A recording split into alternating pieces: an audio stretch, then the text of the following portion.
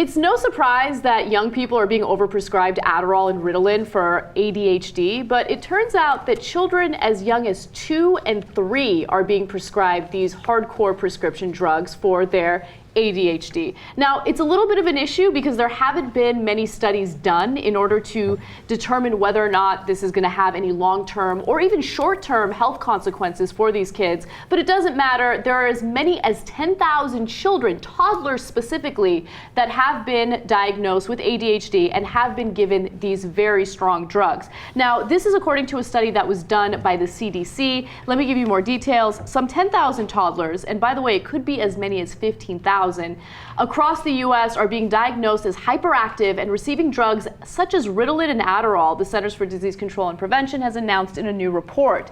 Now, some doctors are really alarmed by this news. In fact, one doctor says the following: there's no evidence that it works, there's no evidence that it's safe.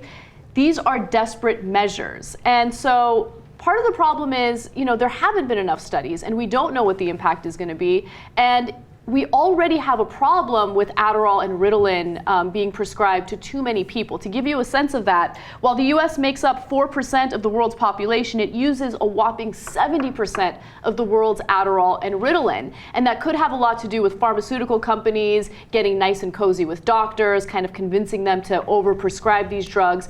Obviously, we have overdiagnosed people in this country, and that's leading to a big problem. But to know that toddlers are being given these drugs, it's incredible. It's speed. And they weigh like 6 pounds or it's something. Meth, I've never held a actually. baby. It's an amphetamine. Yeah, exactly. Yeah, it's so I went on a forum of mothers talking about, like, I've recently started giving my toddler Ritalin, or I'm thinking about it. And they were like, some of them were so scared for their kid about what effect it could have because they were told they should give it to them. Some were angry because it wasn't working, and like, I give them more and more and it doesn't work. And some were extremely pissed off that people were coming in and saying, you guys are insane, you can't give speed to toddlers.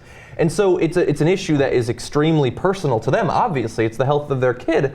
And yet I can't imagine a lot of people who aren't doing it would support it. It seems so risky. Why would you take the chance? When you're talking about something like the baby having too much energy, which is, in my opinion, that's what a baby is, right? Right. They move around a lot and they make noise. What I found, or what I should say what the CDC found, was that those on Medicaid were much more likely. In fact, they make up the majority of this population. And part of the problem is, if you're on Medicaid, obviously you're in a lower socioeconomic status and you don't necessarily have the resources to deal with an unruly kid. Now, pediatricians recommend going to counseling sessions, going through education programs in order to help, deal with a rambunctious kid. And that's kind of the, wealthier people have the resources to do that. But if you're poor, you don't have the time and you don't have the money to go through it. So this is kind of like a knee-jerk reaction or a quick fix. Yeah, I mean, I don't drop the F-bomb on the main show that often, but this is seriously fucking sick. Like, they are drugging children. It is simple as that. ADHD, so this is what they say that the symptoms of ADHD are for kids: trouble paying attention, controlling impulsive behaviors, overly active, and they can cause trouble at school or home. Any of us growing up, it's called growing up. We have people like that here right now. We have plenty of adults like that, exactly. That's what life is about. Then you learn to control your impulses. That is what becoming a human is all about. Yeah. And we are drugging 2-year-olds to stop having emotions that are the most human things that you can possibly have. This is seriously deranged. They're literally rewiring their brains. These drugs rewire your brain, and then you're going to put them out. You're going to then put them out in the world addicted to drugs, because these drugs are addicting. You can't just stop magically taking Adderall. If you've been on Adderall for 10 years and suddenly when you're 14 and you're slightly old enough to make a decision, maybe on your own, that's still kind of young, you can't just magically say, no, I want off it. You have severe withdrawals when you're taking Adderall on a daily basis. Absolutely. And these are parents that are making the decision for their children, and that's obviously understandable, but they should know the long-term ramifications of doing this. And I think addiction is probably the most clear example of what could happen to these kids later on.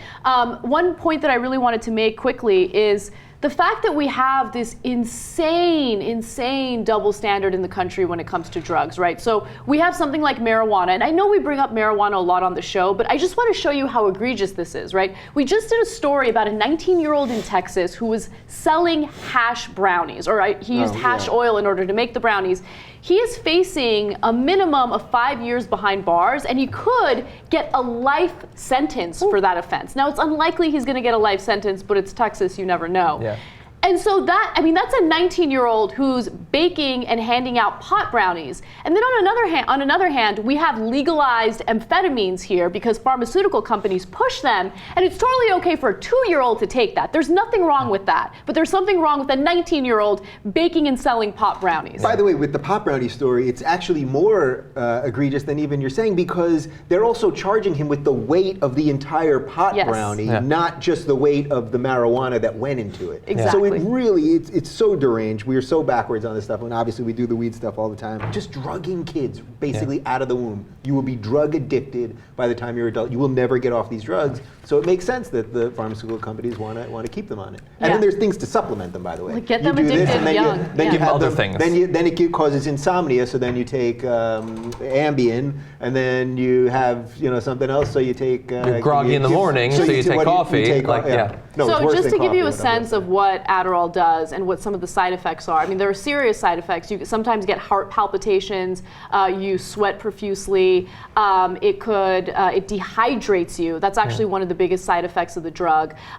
Insomnia. You lose weight. It actually completely destroys your appetite. So having toddlers not eating normally because they're taking these drugs is a disaster, because it could stunt their growth. It could really have, long-term health impacts later in the future. So long-term obviously means later in the future, but what were you going to say, John? Well, so as you alluded to early on, there are not a lot of recent studies looking at the effect of using Ritalin and Adderall on human toddlers, but I love any excuse to go trawling through academic journals, and so I did that, and I found studies of what happens when you use them in rats when they're very young, what effect it has on their brain development. There was a study in the Harvard Medical School in 2004 that found that early exposure to Ritalin and Adderall led to reduced ability to experience pleasure and pain, more likely to express despair-like symptoms during stressful situations, and led to long-term depression.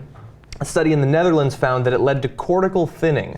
The actual physical structure of your brain developed differently if you'd been exposed to Adderall and Ritalin when you were young. Now, granted, that's not humans, but it's not a good sign for the humans. Yes, it should be used for the reason it's prescribed, which is to crush up and snort before you have a big test in college. Exactly.